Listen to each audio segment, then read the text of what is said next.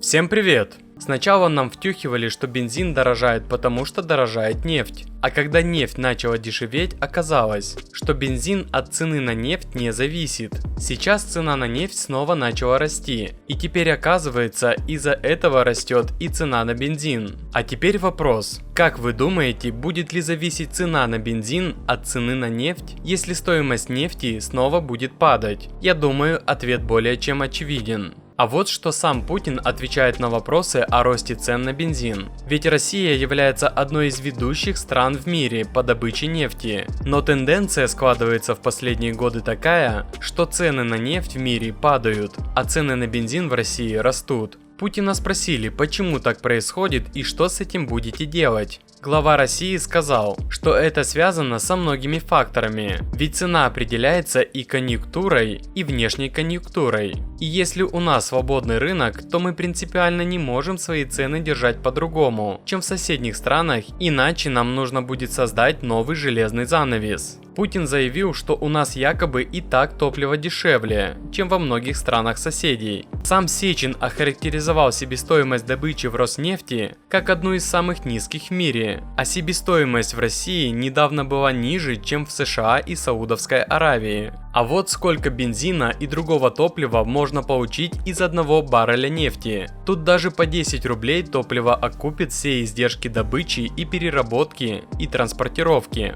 Количество топлива может быть разным в зависимости от качества нефти, но это не так существенно, как в разы завышенная цена на бензин. В России и так дешевле бензин, чем в странах, которые покупают у нас нефть, заявляет Путин. Глава России также заявил, что эта проблема решается по-другому. Не тем, чтобы давить цены на энергоносители, а с тем, чтобы поднимать уровень благосостояния людей и уровень заработных плат. Вот по какому пути надо идти.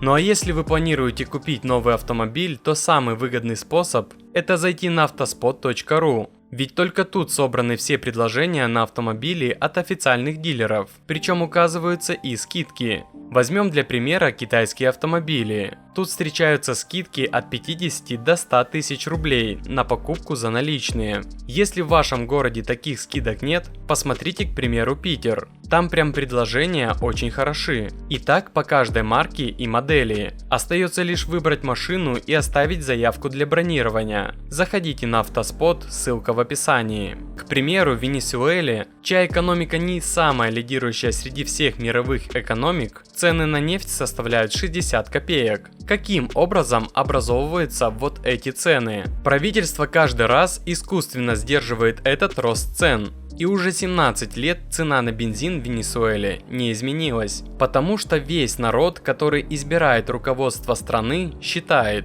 что недра принадлежат народу, и если они добывают нефть, значит цена на бензин должна быть дешевой. Почему мы не можем воспользоваться опытом Венесуэлы? На этом все, друзья. Спасибо, что смотрели до конца. Делитесь этим видео, подписывайтесь на канал.